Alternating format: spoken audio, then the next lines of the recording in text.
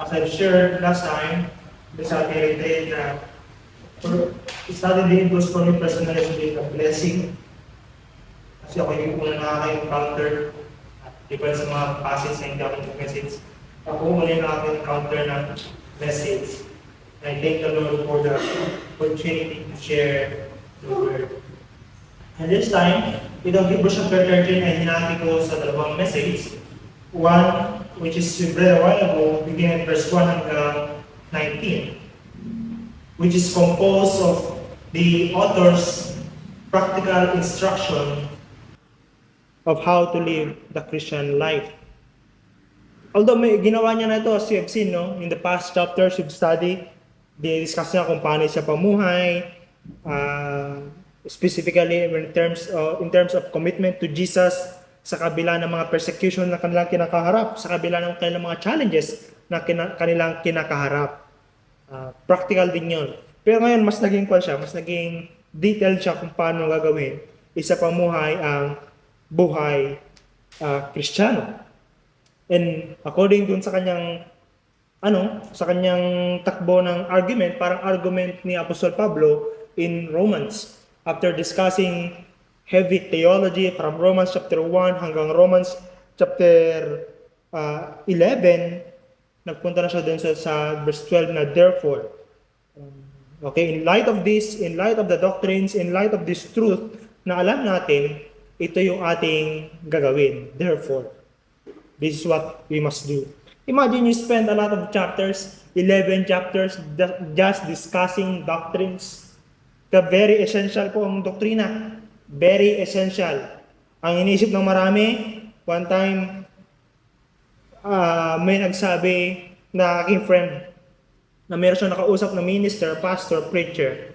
And itong kaibigan ko ito ay passionate sa doctrine. And then bumisita siya sa kanilang old church. At ang sabi ng kanyang pastor, doctrine is unnecessary. Dapat love lang, love kay Jesus. Yun ang sinabi niya. But doctrine, as we can see in Hebrews, is necessary for us to know how to love. Kasi hindi pwedeng love lang. The question is this, okay, love lang, but how to love? Paano magmahal? You need doctrine for that. How to endure the challenges of life? How can I focus on Jesus? You need doctrine on that. Napakalaga ng doktrina, kaya nakita natin 12 chapters devoted to discussing, 11 chapters sa Hebrews devoted discussing to doctrines. As you can see, in the past chapters we've seen na itong mga Hebrew na ito, Hebrew believers na sinulatan ng author, ay may tendency to balik to the old sacrificial system, to the old ways of doing religion.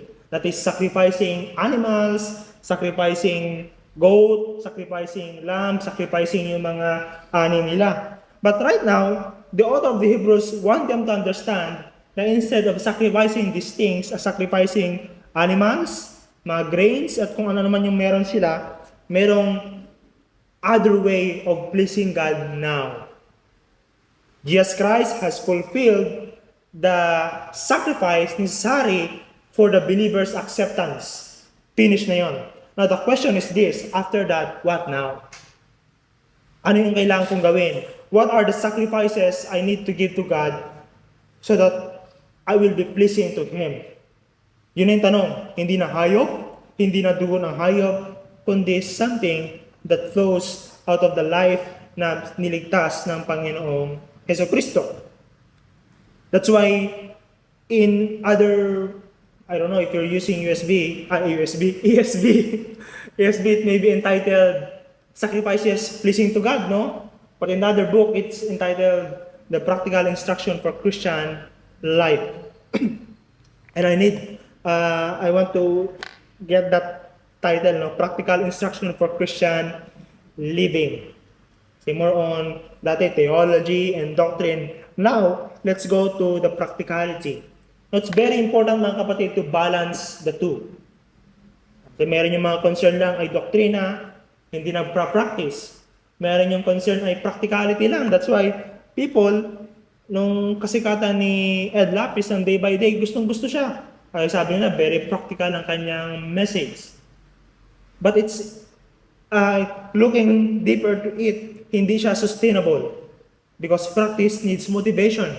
And the motivation that we've got is yung ginawa ng Panginoon si Kristo para sa atin, laid out beginning at chapter 1 hanggang chapter 11 ng Hebrews.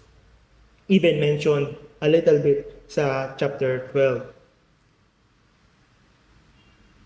Now, I would like us to read again the passage. Let brotherly love continue. Do not neglect to show hospitality to strangers, for thereby some have entertained angels unaware. Remember those who are in prison as though in prison with them, and those who are mistreated, since you also are in the body. Let marriage be held in honor among all, and let the marriage bed be undefiled. For God will judge the sexually immoral and adulterous. Keep your life free from the love of money, and be content with what you have. For he has said, I will never leave you nor forsake you. So we confidently say, the Lord is my helper, I will not fear. What can man do to me? Remember your leaders, those who spoke to you the word of God concerning the outcome, consider the outcome of their way of life, and imitate their faith. Jesus Christ is the same yesterday, today, and forever.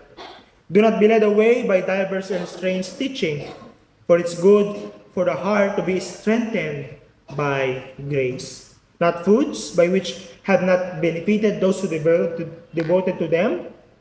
We have an altar from which those who serve the tent have no right to eat.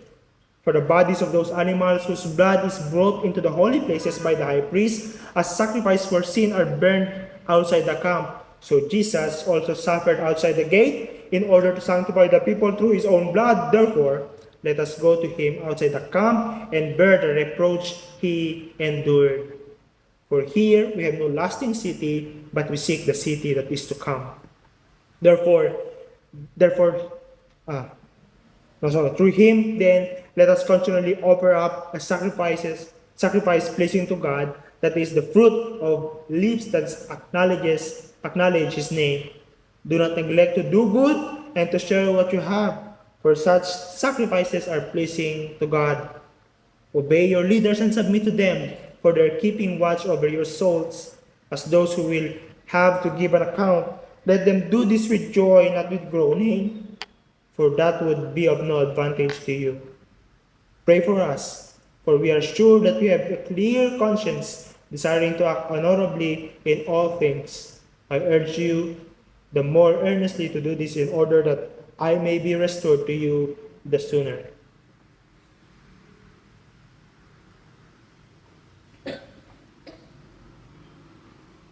Father, once again, we ask that you bless your word. You bless the preaching of your word so that it will greatly benefit us and that your word will not come to you, will not go back to you in void, but it will accomplish ang dapat ma-accomplish sa amin. In Jesus' name we pray. Amen.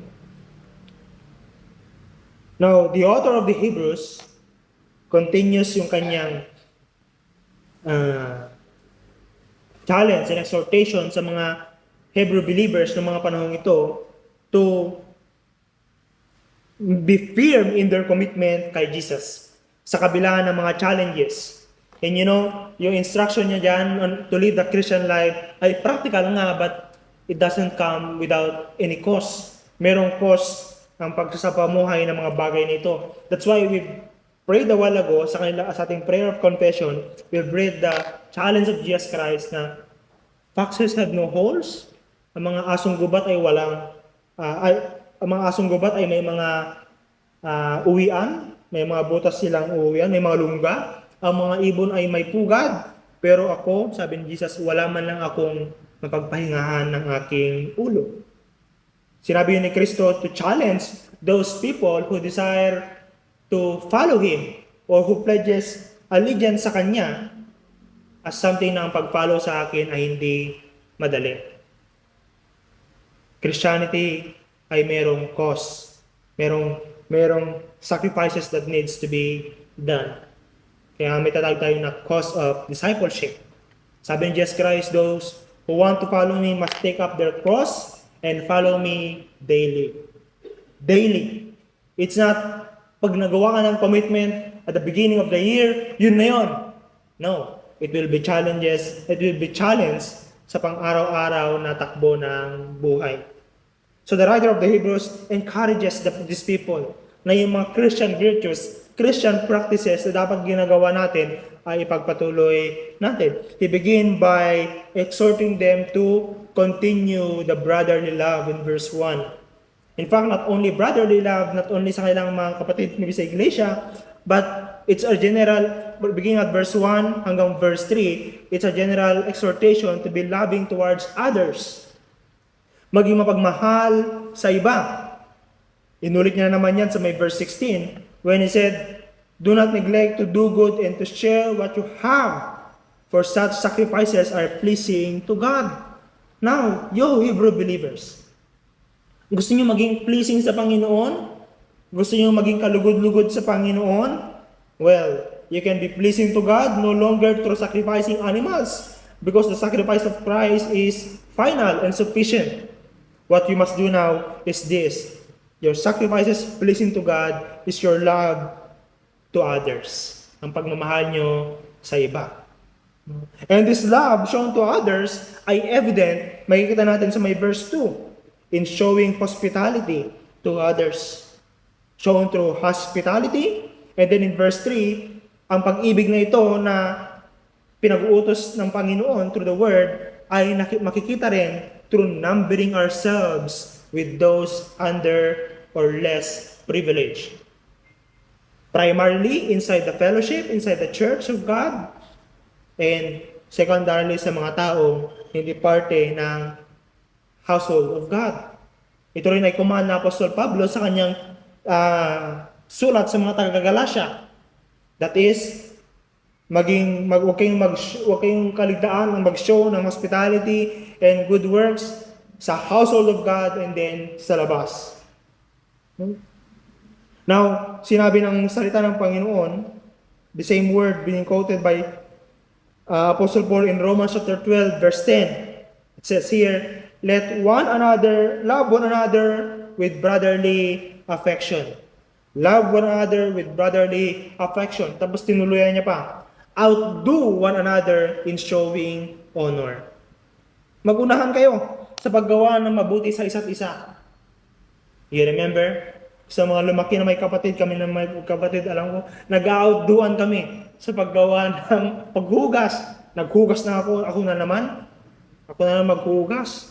Ako na naman gagawa niyan, ako na naman gumawa ng isa. Ako na naman, puro na lang ako. But the Christian life should not be like that. Ang pinag-uutos ng Panginoon is not like that. Hindi kayo dapat mag-isipan na nalulugi ka na sa paggawa ng mabuti. In fact, ikaw dapat ang mag-isip na mas marami kang ginagawang mabuti kaysa sa iba. Outdo them. Outdo them in doing good works. Be more hospitable. For that is the sacrifices pleasing to God. If you remember, in Romans chapter 12, verse 1, ang sabi ng Panginoon, the same argument, the same flow of argument, I appeal to you, brothers, by the mercies of God, to present your life, your bodies, the whole of you, as a living sacrifice, holy and acceptable to God, which is your spiritual worship. Yun na yung sacrifices na pleasing sa Panginoon. And that's how we must live the Christian life in light sa ginawa ng Panginoong Hesukristo. No longer to be accepted sa Panginoon because it's done. We are accepted through Christ. Now, because we have been accepted through Christ, we must live as if we are really accepted sa Panginoong Hesukristo. And that's primarily love for one another. And Jesus Christ commanded that in John. No? Sabi ng Panginoon Kristo, by this they will know that you are indeed my disciples. Or let me phrase it, by this they will know that I have redeemed you, that I have loved you. They will know that you are indeed my disciples by your love for one another. Pagmamahalan sa isa't isa. So see, mahalaga ang doktrina para maintindihan natin. No? And kinote niya rin, coming siya from the experience of, it's a direct citing from the experience of Abraham nung siya ay nag-welcome ng 3 katao sa kanyang tent. And sabi diyan, do not neglect to show hospitality to strangers, for thereby some have entertained angels unaware. It's a general encouragement to be hospitable sa iba.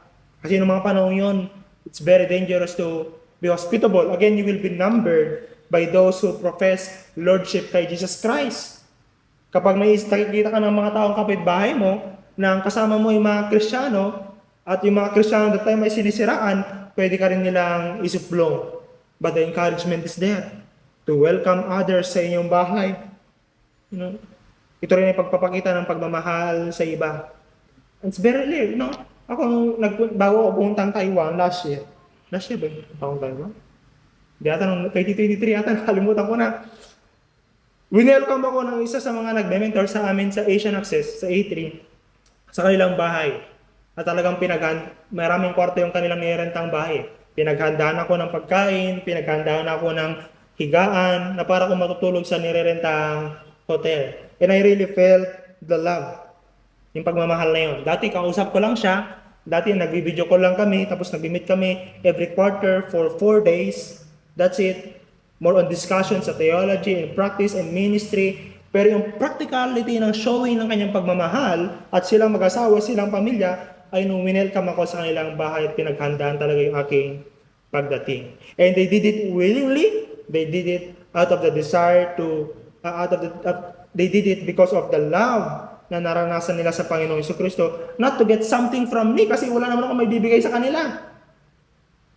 But they did it to show that they love God and therefore they love others and they're willing to welcome people like me. At sinabi niya sa akin, alam mo, Paris, that's why we choose to rent this place kasi nirenta lang nila yun, maluwang. Because our desire is to minister to other believers na pagod. Ikaw, hindi ka naman pagod kasi pupunta ako conference that time. Hindi ka naman pagod, pero welcome ka pa rin. We desire that our house, our place will be a place of refuge, a place of peace para sa mga tao naghahanap ng refreshment mula sa Panginoon. Ang sabi nila, welcome ang aming bahay. Doon yun sa may Antipolo. Doon sa dating bahay nila Peter Tanchi sa subdivision yun. Now, yun ang pinag-utos ng Panginoon.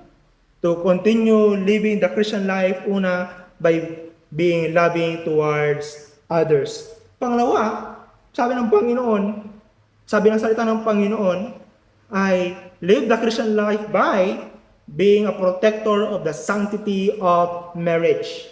In verse 4, let marriage be held in honor among all, that is among you believers, and let the marriage bed be undefiled, for God will judge the sexually immoral and the adulterous. Oh, dapat naman pakinggan ng generation natin to. Because as you can see, yung mga memes na lumalabas sa social media encourages the generation that, ang tawag yung magkakasama na lang sa bahay, living in, meron pang tawag doon, cohabitation, na walang kasal talaga, walang marriage. Okay lang, kasi testing muna. Yung patagboyin mo muna. Yeah, testing mo muna kung mag-work out. Yun yung nangyayari ngayon. Pero mga kapatid, hindi ito bago sa panahon natin. It's been done especially during the Roman Empire.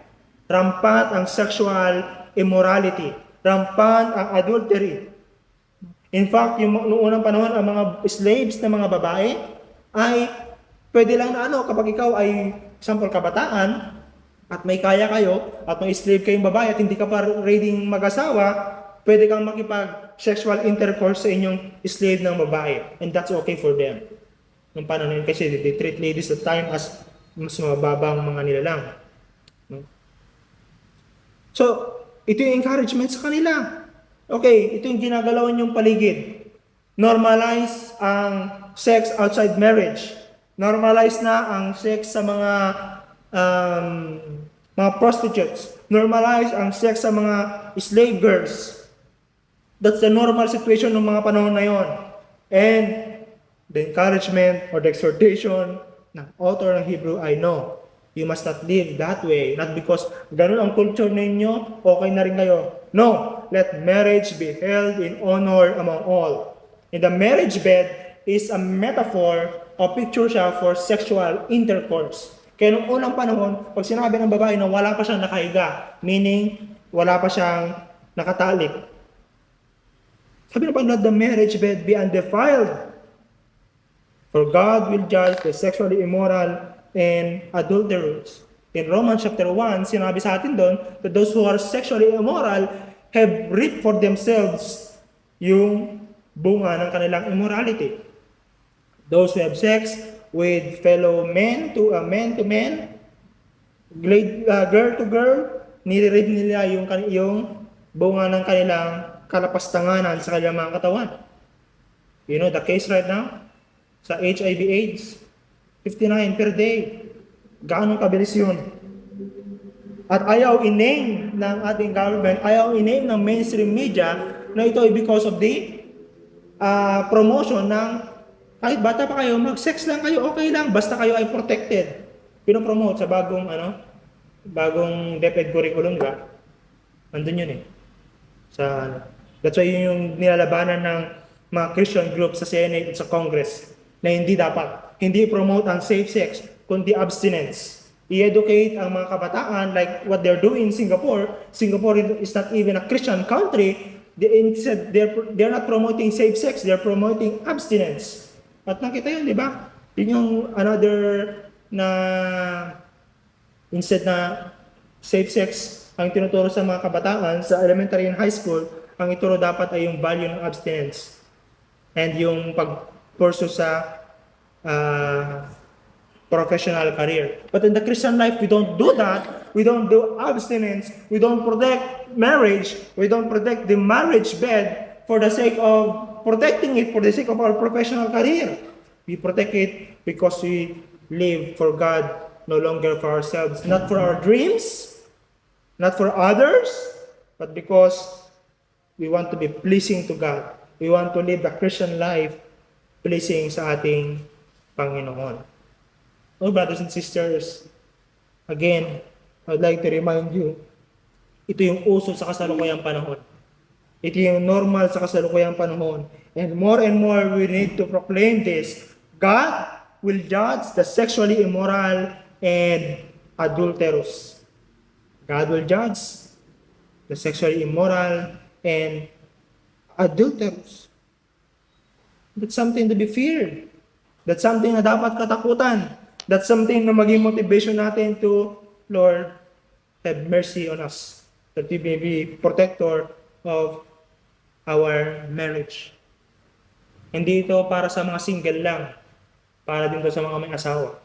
As we know, more and more, even people in the ministry have fallen into sexual immorality. You know the reason why? They've forgotten, maybe, or yung desire nila for pleasure ay mas naging real kaysa sa warning ng Bible na mayroong judgment ng Panginoon sa mga magpa-practice nito. Let's marriage bed. Let's protect the sanctity of marriage. You teachers, dalawa lang teacher dito. Kayo yung may direct influence sa mga kabataan. I pray that God will give you wisdom on how to instruct them in protecting the sanctity of marriage. Sa mundong pinopromote na ang cohabitation, living in, and normalizing sex outside marriage. Another one, may kita niya pleasure. Pangalawa ay sa gold, sa pera. In verse 5, keep your life free from the love of money and be content with what you have. For he has said, I will never leave you nor forsake you. So we confidently say, the Lord is my helper. I will not fear. What can man do to me?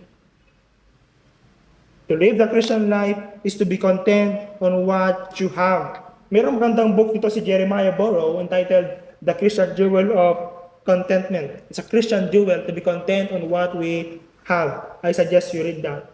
Yung aking first book reading, 2018. It's very benefited a lot sa libro na iyon. Dami siyang point. They expound the text na sinabi ng Apostle Paul sa Philippians.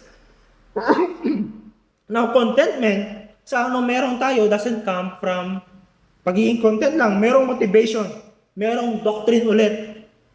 Merong theology ulit for you to be content. That is, in verse 5, yung sinabi ng Panginoon, I will never leave you nor forsake you.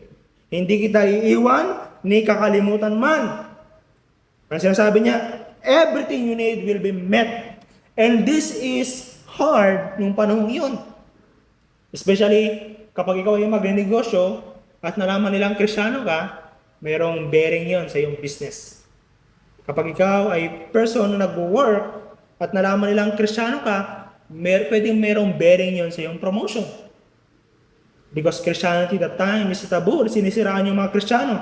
There are people who are worshiping another Lord at hindi si Caesar. At very dangerous yun. Sinasabi nila na si Jesus Christ lang yung Lord. And you see, binanggit dyan mga kapatid. In verse 15, through Him, then let us continually offer up a sacrifice pleasing to God, that is the fruit of lips that acknowledges His name. And so challenging ng mga panahon ito. A lips that acknowledges the name of the Lord Jesus Christ may be the reason why your head will be cut off. A lips that acknowledges the lordship of Christ and not the lordship of Caesar may be the reason kung bakit wala nang bibili sa iyo. Wala nang bibili ng products mo.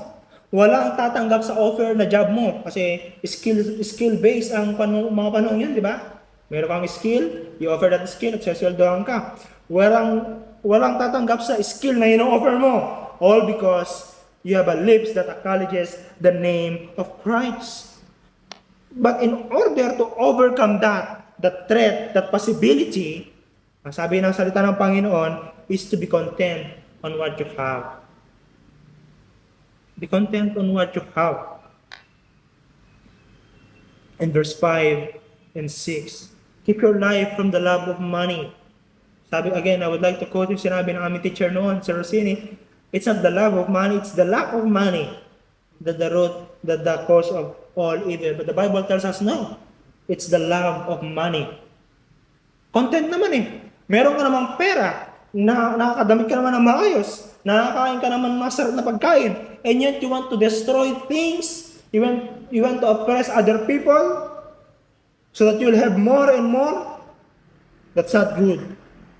So be content on what you have, because the Lord has promised you that He will be with you and He will never leave you. Kapatid, it's 2025. Pang-limang araw pa lang ngayon ng 2025. Meron pa tayong 360 days. At maraming challenges na may encounter. Maraming challenges na magkukulang sa budget. We are young. We want to help our loved ones. We want to help our mga mahal sa buhay na nangangailangan. O mga ngailangan this year for sure that will come. And you need to be reminded of this. The Lord has said, I will never leave you nor forsake you. You trust on that. And then another way to live the Christian life is this. In begin at verse 7, and then binanggit niya rin sa may verse 17 and then 18, to be appreciative. To be appreciative of those who labor on the word. To be appreciative on those who labor on the word. The word uses remember your leaders, those who spoke to you the word of God. Consider the outcome of their way of life and imitate their faith. And then you read in verse 17, it says here, obey your leaders and submit to them, for they are keeping watch over your souls as those who will give an account. Let them do this with joy and not with groaning, for that would be of no advantage to you. And then verse 18, pray for them. Pray for us, sabi ni Apostle Pablo, for we are sure that we have a clear conscience, deciding to act honorably in all things. Una sinabi niya, imitate the way they live. You remember our topic last Sunday? It's discipleship. To be appreciative of our leaders, those who labor sa Word, including me, I labor for you in the Word of God.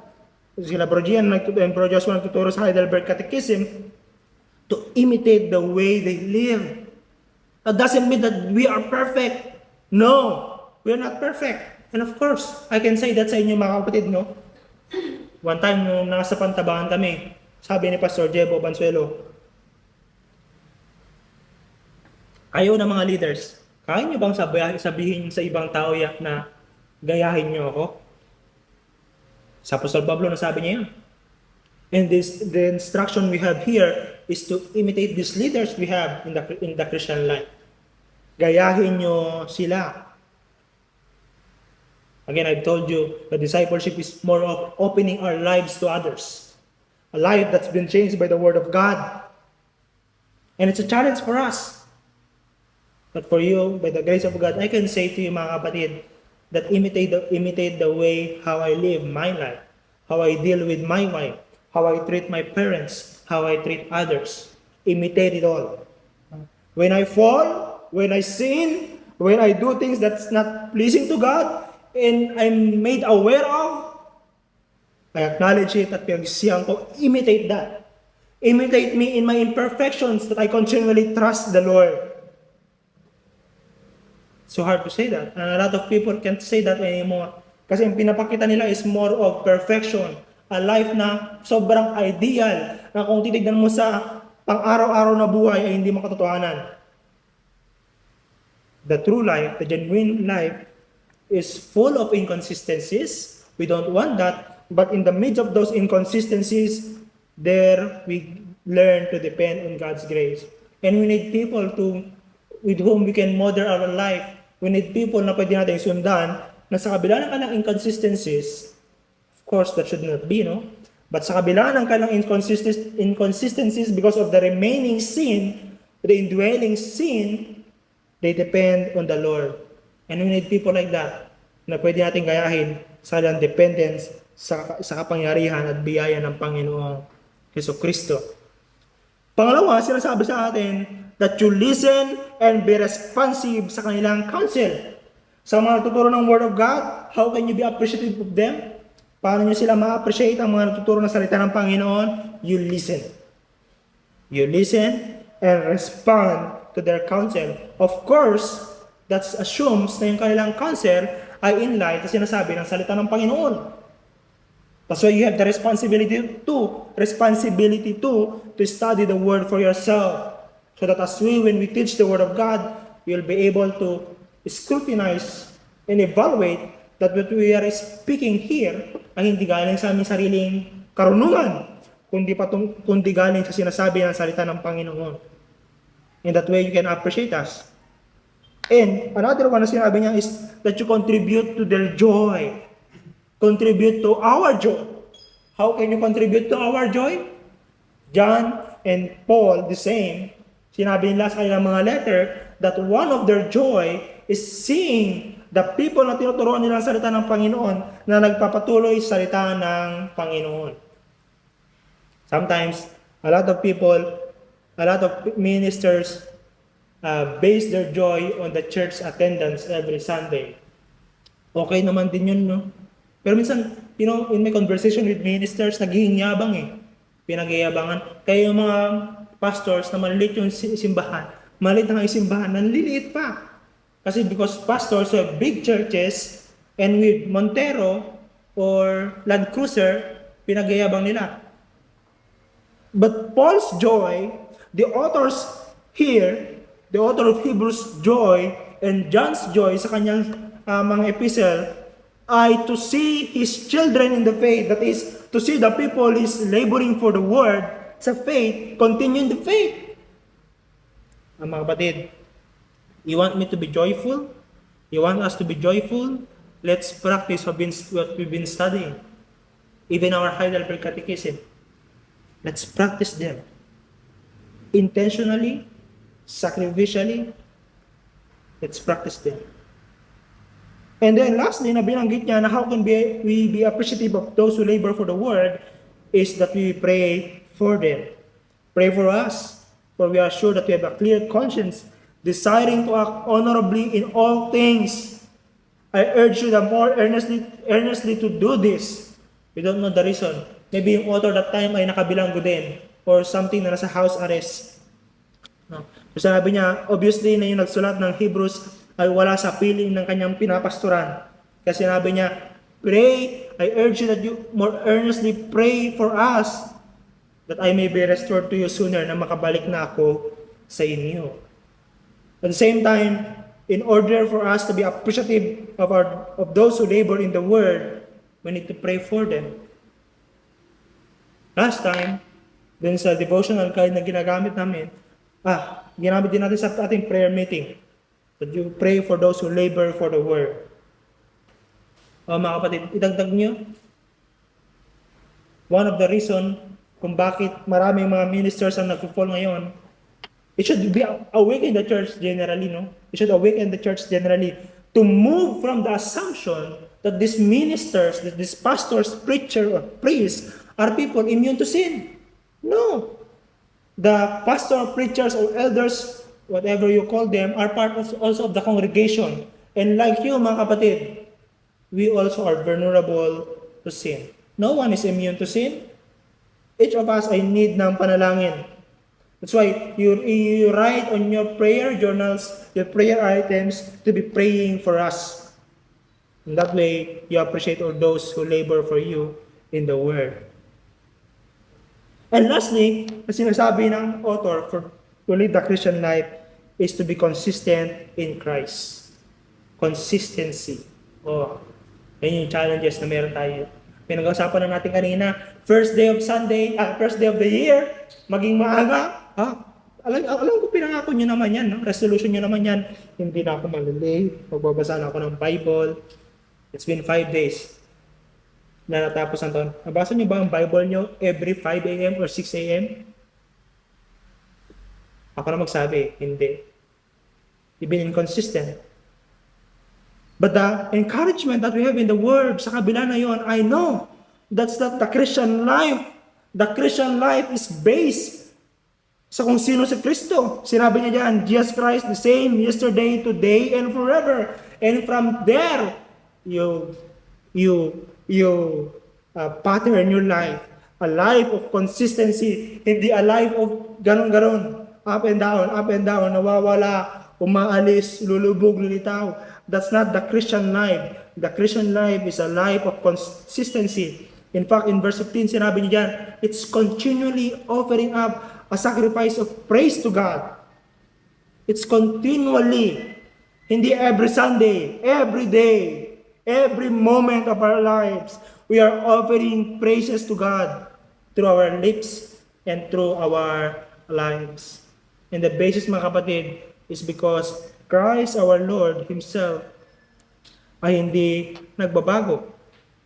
He never changed. And that's because of His immutability. But at the same time, sinabi niya dito, in order to encourage the believers to be consistent.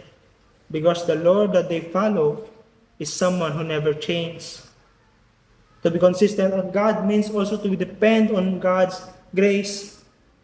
In verse 9, do not be led away by diverse and strange teaching, for it is good for the heart to be strengthened by grace only. Dinagdag ko na, by grace, not by foods or yung sacrifices na gusto nilang isacrifice ulit, which had not benefited those who devoted to them, but by the grace of God only. To be consistent on Christ is to be dependent on God's grace. To be consistent on Christ means to be willing to suffer for Christ. To be consistent for Christ, ang sinasabi sa atin ng ating teksto, beginning at verse 11, 12 hanggang 13, hanggang 14 actually, sinabi niya dyan, means that we willingly get out from our comfort zone, from the city of comfort, from the city of protection, to where Christ is.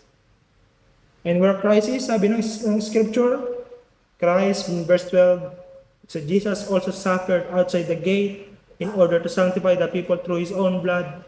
And the application for the Christian is this: therefore, let us go to him outside the camp and bear the reproach he endured. If you could remember, mga kapatid, that we've seen in the last chapters we've studied, that to be outside the camp, to be outside the protection of the old Jewish religion, na kung saan sila ay na-delist, na wala na sila sa listahan ng membership ng mga sinagoga, means to be vulnerable, to be open sa persecution ng Roman government at ng mga member ng synagogue. At doon sila tinatawag ng author ng Hebrew. Sabi niya, let's go outside the camp. Let's go outside this old religion na safe, no persecution from the Roman government kasi excluded sila sa emperor worship. Kaya okay lang sila na sumamba sa ibang Diyos at hindi nila sambahin si Caesar. Safe dyan, but that's not the place where Christ is. Christ is outside. You go to Jesus, the place where you will be persecuted, the place where you will be experiencing reproach, the place where you might be maligned, pwede kang masiraan, the place where you might be mawalan ng kaibigan. Kasi your friends are there in the comfort, your friends are there in the culture, your friends are there sa scene. Last time, mga dasal na meron si Giselle, no? Kasi ito yung kinakwento niya sa amin, eh. Yung kinakwento niya sa amin one time, na in her desire to hindi makisali sa kismisan, wala naman siyang ginagawa, pati tuloy siya nadadamay sa away. And that's it. One time, if you, sa inyong mga barkada in workplace, when you don't join anymore sa mga bagay na tinatawanan nila, when you don't join anymore sa mga malpractices nila, you will be maligned. You will be masubukan yung masiraan, masubukan yung mawalan ng kaibigan. Doon hindi nyo naman intention yon. And that's part of being consistent in Christ. But mga kapatid, the Bible give us this assurance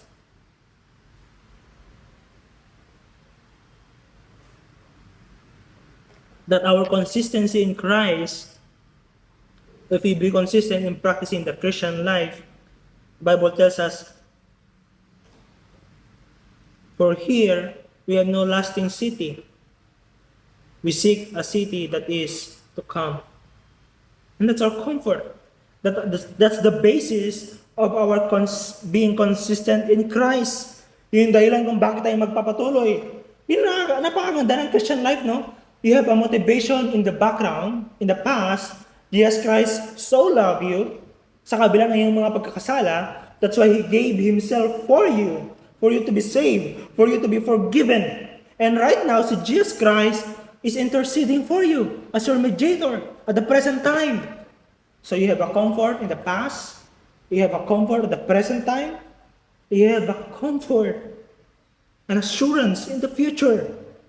That if you continue pressing on, you Hebrew believers, mga panahon na yon, that if you continue pressing on sa kabila ng mga persecution, that if you continue pressing on sa kabila ng pressing needs, because you refuse to compromise, kaya ngayon ikaw yung nawala ng pangailangan, there's a lasting city, a city na naghahantay sa iyo, that's yet to come. It's been promised for you. Oh, mga kapatid, again, people nowadays think of the Christian life as a mere comfort. Kung saan mas komportable, kung saan hindi ka nare-review, kung saan wala nakakaalam ng iyong mga ginagawang kasalanan at hindi ka makokorek, doon ka. That's why I think one of the nirelease ni Fred Murrell sa Reds Radio, bakit mas madaling magkasala sa city? Because of anonymity. Hindi ka kilala sa city. Wala nakakaalam kung sino ka, kung ano yung pinoprofess mo. That's why free kang gumawa ng kasalanan.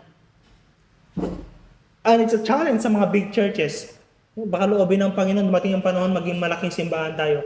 It will be a challenge to live the Christian life to be intentionally loving towards others, to be intentionally preserving ourselves pure in marriage, to be content of what we have, to be laboring, to be appreciative of those who ministers to us. But sa kabila ng mga kapatid, the Bible never changed. The encouragement for us never changed. That we continue to offer a life of sacrifice pleasing to God as laid down for us in this chapter. The Christian life is so ordinary in that right now, walang sense of vibe and electricity kayo nararamdaman. Kaya kanina medyo yung feeling na share natin kanina, late, hindi naging consistent, may target ka na hindi nangyari, tapos hindi mo nagawa. It's natural to feel gloomy and matarget yung konsensya mo at panghinaan ka na. That's the normal na nangyayari sa mundo. But the author of the Hebrews continues to exhort us to press on.